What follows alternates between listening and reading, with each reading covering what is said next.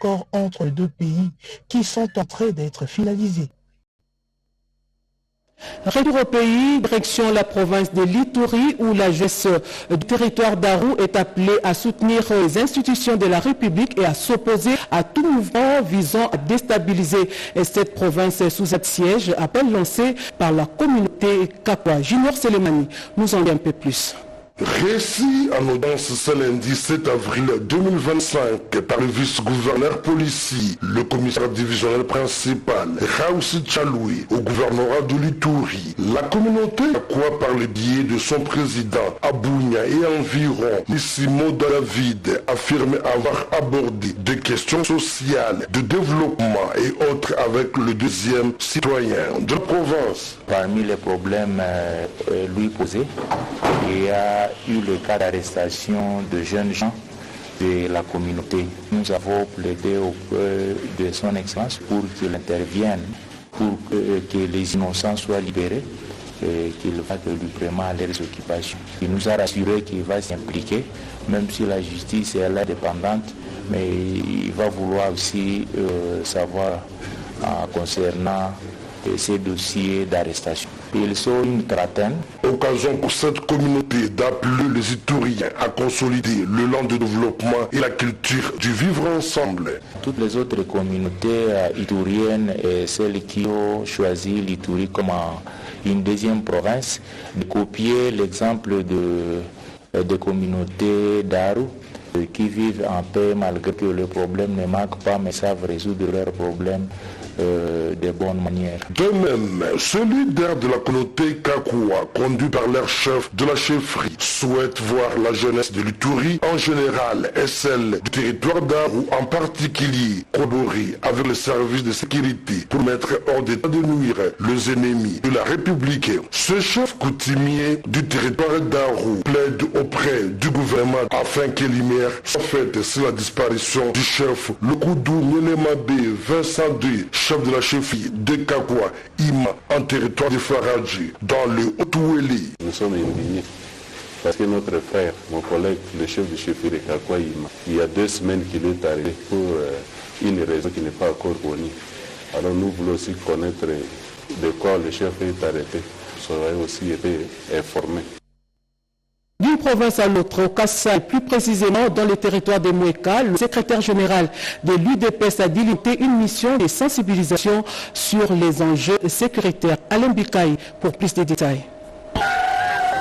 La mobilisation était totale dans les territoires de Moueka pour accueillir l'émissaire du secrétaire général faisant office du président intermédiaire de l'UDPS, Évariste Kalalaté, secrétaire national en charge des questions juridiques et des droits humains, qu'accompagne son collègue Gaston Mutombo. Sous escorte, les cadres et combattants de son parti, les fils du terroir, Évariste Kalala a été obligé de parcourir une distance de 15 km à pied jusqu'à la nouvelle permanente du parti achetée par ces derniers. Sur place, ces jeunes cadres de l'UDPS a prêché l'unité, l'amour autour du secrétaire général Augustin Kabouya, envie de soutenir les chefs de l'État Félix-Antoine Tshisekedi Tshilombo, qui est sur tous les fronts pour ramener la paix dans la partie orientale du pays. À cet Évariste Kalala a procédé à la mise officielle des documents parcellaires à Gaston Mutombo mandaté par les 10 partis présidentiels. Concernant la situation de l'insécurité créée par les Rwandais et ses supplétifs du M23 AFC, les jeunes leaders invitent ses sœurs Geoffrey de Moueka à former un bloc patriotique autour du garde de la nation pour barrer la route aux agresseurs. Pour ce faire, Évariste Kalala a réitéré le message du numéro 1 de son parti, appelant les jeunes de cette partie du pays à un enrôlement massif dans l'armée pour défendre l'intégrité territoriale et la souveraineté nationale. Émerveillé par l'accueil, les réservé par les militants de son parti, Gaston Mutombo a appelé l'engagement de porter les désidérata de la population de Moueka auprès de la hiérarchie du parti pour décision. Zidouane. Et puis cet atelier de vulgarisation des textes de la police nationale congolaise, c'était à l'Institut national des formations professionnelles de l'Équateur, sous la conduite d'une délégation du commissariat général de la PNC, Nimi Etaka. Il était question au cours de cet atelier de vulgariser 3 textes dont la doctrine de l'emploi des unités d'intervention en RDC et la formation sur une nouvelle stratégie et le nouveau schéma directeur qui va désormais conduire la PNC dans le quinquennat 2024-2028. Le vice-gouverneur Thomas Bouyenge, qui a présidé ces assises, a de prime abord rendu des vibrants hommages au chef de l'État, Félix-Antoine Tshisekedi Tshilombo, pour les énormes efforts qu'il ne cesse de déployer afin de restaurer la paix à l'est de la RDC. Mais auparavant, le représentant de PARP 3, programme d'appui à la réforme de la police, Jean d'Angleterre, a dans son allocution retracé l'historique des activités menées par ce projet et ses réalisations dans la province de l'Équateur. Le programme d'appui à la réforme de la police, financé par l'Union européenne, a été lancé au début de l'année 2022. La province de l'Équateur a été retenue parmi les premiers bénéficiaires, prenant en compte une réalité. Elle n'a en effet jusque-là pas bénéficié des principales avancées de la réforme de la police. Les activités menées ont été de remédier partiellement à cet état de fait, et ces effets sont aujourd'hui reconnus tant par les autorités politico-administratives que par la police et la population. Pour sa part, le représentant du commissaire général, le commissaire divisionnaire Awachango Vita, a exhorté les participants à s'approprier ces assises. À ce moment difficile, nous devons tous être conscients que la sécurité et la paix sont les fondements sur lesquels repose le développement et le bien-être de nos concitoyens. Notons la présence des administrateurs de ces territoires qui comptent la province de l'Équateur pendant cet atelier dispensé par une délégation du commissariat général de la PNC conduite par le commissaire divisionnaire Awachango Vital. Dans un autre registre, lutter contre les manipulations en milieu universitaire, assurer une sécurité dans tous les campus et établissements publics d'enseignement supérieur en cette période de guerre. C'est la recommandation de la ministre de l'enseignement supérieur et universitaire. Le secrétaire général à l'ESU a procédé à l'implantation de la police universitaire à l'UNIKI, ISTA, UFASI et autres. Redépenda. Sur instruction de la ministre de l'enseignement supérieur et universitaire, prof. Dr Marie-Thérèse Sombo Anne Safimokuna, la direction de la police universitaire au sein de l'administration centrale de l'ESU a effectué une mission de conscientisation et de moralisation des agents de la police universitaire au sein des établissements publics de l'enseignement supérieur et universitaire de la ville de Kinshasa. De l'université de Kinshasa UNIKIN, en passant par l'UPN, INBTP, INA, UNISIC, Académie Beaux-Arts, ISAO, ISAM, ISPT, ISTA, ISC, ISP, ISTEM, ISES, un seul message était véhiculé, celui du patriotisme. Surtout en cette période d'agression de la RDC par le Rwanda à travers le M23FC ainsi que l'amélioration des conditions socio-professionnelles des agents de la police universitaire. Le message c'est ça, l'amour de la patrie. Et ils doivent, donc les policiers universitaires doivent veiller à tout ce qui se passe au sein de leurs établissements. Veiller sur tout, que ce soit sur le personnel académique, scientifique, bateau, donc les bateaux, et que ce soit pour la population studentine, donc veiller sur tout ce qui se passe à l'établissement, parce qu'ils constituent l'œil et l'oreille du gouvernement de la République, et nous y veillons pour que les policiers universitaires accomplissent leur mission comme il faut. Comment promouvoir l'entrepreneuriat féminin? C'est thème retenu au cours de l'atelier d'exposition et d'échange dénommé Zawadi. Il a été organisé par la coalition des femmes entrepreneurs du Congo, COFEC en abrégé. Explication, Renette Koulonga. Le mois de la femme au travers de la date du 8 mars ne se limite pas seulement aux activités festives, mais au contraire, le mois de la femme peut se traduire plus par des activités de réflexion sur l'optimisation économique des femmes. C'est dans cet ordre que la Maison de l'entrepreneuriat ANADEC a servi de cadre pour cet atelier, conférence, d'exposition et d'échange pour l'importance qui doit être accordée à l'autonomisation économique des femmes et au rôle essentiel que les femmes jouent dans le développement de la société. L'homme qui entreprend, c'est une famille qui s'élève, c'est une communauté qui prospère, et une nation qui avance, a martelé Madame Bienvenue Bonmachi, coordinatrice de la coalition de femmes entrepreneurs du Congo. L'entrepreneuriat féminin n'est pas seulement une option, c'est une nécessité pour le progrès économique et social. L'entrepreneuriat est un chemin semé de défis, mais chaque défi est une opportunité d'apprendre et de grandir bien sûr. Le succès ne vit pas certaines choses, mais chaque petit pas que vous faites vous rapproche de vos objectifs. Par ailleurs, Analek, sous la direction de son directeur intérimaire, M. Mathieu Moubouaï, s'est dit prête à accompagner le femmes entrepreneurs dans leurs projets pour des créations d'entreprises partout au pays. Rendons-nous dans la province d'Elata pour parler de la clôture du mois de mars, mois dédié aux droits et à la promotion des femmes. Images et commentaires. Des femmes enseignantes des écoles et des bureaux gestionnaires venus de tous les réseaux confondus ont rehaussé de leur présence cette journée. Organisée par l'Union nationale des femmes d'INECOP, INFESEC, la journée a connu des exposés. Le premier, sous le thème rôle et responsabilité, maman face à l'émergence de la jeune fille dans nos communautés, a été animé par l'inspecteur principal provincial adjoint en maternelle, Louise Boulumbu. Le second exposé, axé sur le thème soutien des syndicats à la femme enseignante, a été animé par le président de l'insyndicale, Fiston Koy. Tous les intervenants ont mis en lumière le rôle que doivent jouer les aînés pour booster l'épanouissement des jeunes filles en cette ville qui est en pleine mutation, où la pesanteur culturelle pèse encore sur la jeune fille. À la suite des échanges, la présidente provinciale de l'INFESEC de Tchapa, Madame Rose Mouila, est revenue sur l'essentiel.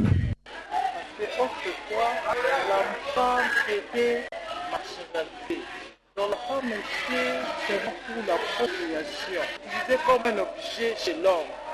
Là, aujourd'hui, on a empêché la femme. Alors nous voulons seulement aider les mamans qui ne sont pas à cette époque primitive. Maintenant nous devons prendre conscience pour que nous puissions, que chaque femme puisse émerger. Alors c'est pourquoi nous avons été organisé cette cérémonie pour que nous puissions pouvoir éveiller les femmes. Et la femme aussi est capable de faire quelque chose comme l'homme. Tous les participants se sont engagés à répercuter les messages dans la communauté. Direction Congo central à présent, tout simplement dans les territoires de Madimba et Sangolou, bénéficiaires des projets sur les infrastructures de base, pilotés par la cellule de suivi des projets et programmes STEP. Alors, où en est-on avec la construction des infrastructures de base? Élément de réponse dans ces reportages de Blandi Walingana.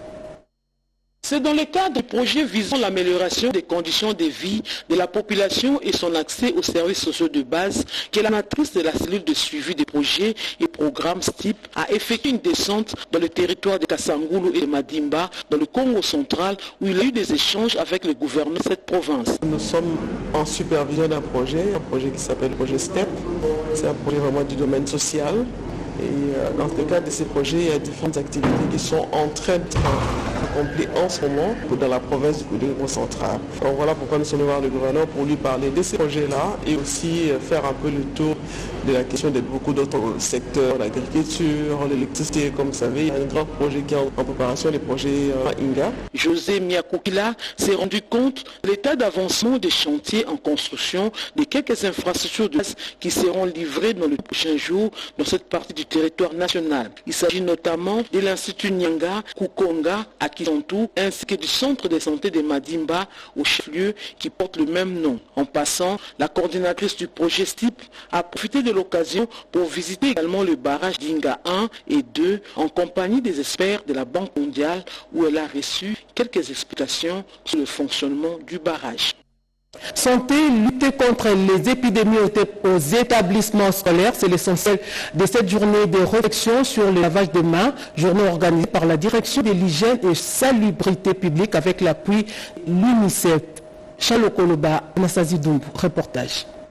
Se laver les mains avec du savon permet de sauver des vies une véritable arme qui protège. Il s'agit d'un investissement très rentable qui peut prévenir la propagation des maladies infectieuses et des épidémies dans la communauté, les écoles et les établissements de soins de santé.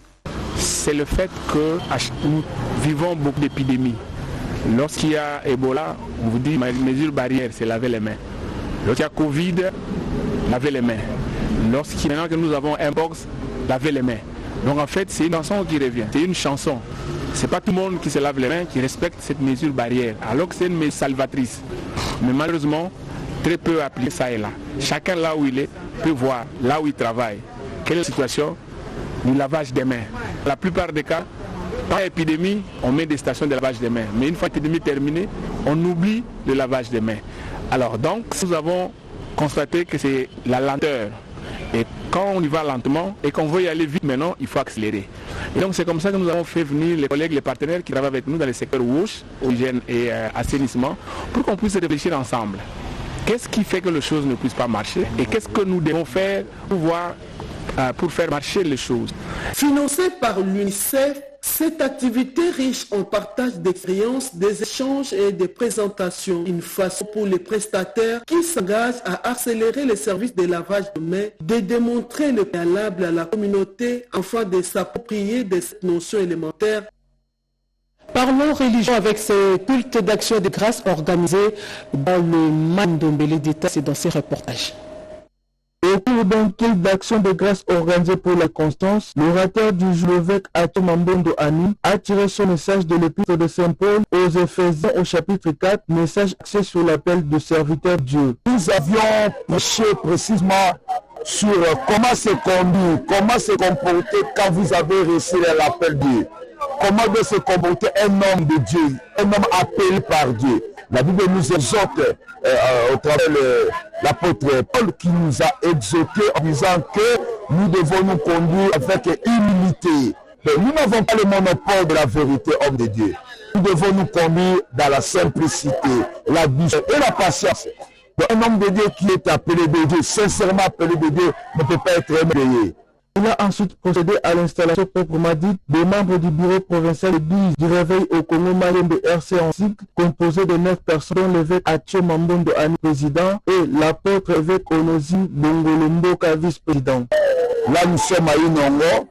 Nous venons juste d'installer et de présenter notre bureau provincial qui va diriger l'église du réveil du Congo dans toute la province ecclésiastique de Maïndombe. Signalons que toutes ces personnes sont issues des différentes églises locales de la dite communauté. Pour mémoire, cette nouvelle institution ecclésiastique à caractère intercommunautaire dénommée RC a vu le jour à Kinshasa le 19 février 2002 et comme objectif accompagner le peuple de Dieu pour son salut.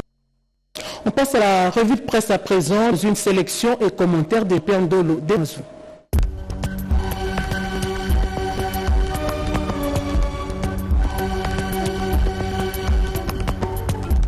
Bienvenue mesdames, messieurs à cette revue de presse du mardi 8 avril 2024. Négociation directe Kinshasa M23 Doha, probable tête-à-tête aujourd'hui entre la délégation de Kinshasa et la coalition AFC M23 annonce vraie thématique. Sauf imprévu, les délégations des partis en conflit vont se rencontrer aujourd'hui à Doha. Il s'agit de la délégation de Kinshasa, Rwanda et de la coalition AFC M23 qui vont se rencontrer pour le début officiel des négociations directes sur la crise sécuritaire à l'est de la RDC sous l'égide de l'émir du Qatar. Le Qatar a accepté de faire la médiation dans ce conflit vu le rôle majeur qu'il joue et les relations qu'il entretient avec la RDC et le Rwanda.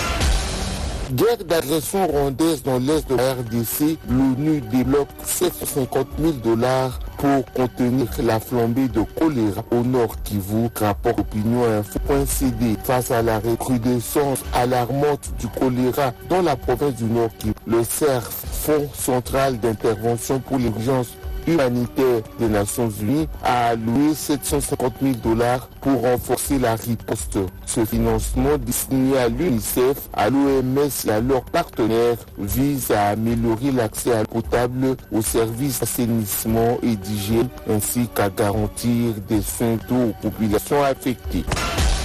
prétendue reprise des activités bancaires à Goma, la CADECO appelle au boycott des activités de l'AFC 123, note forcetime.cd.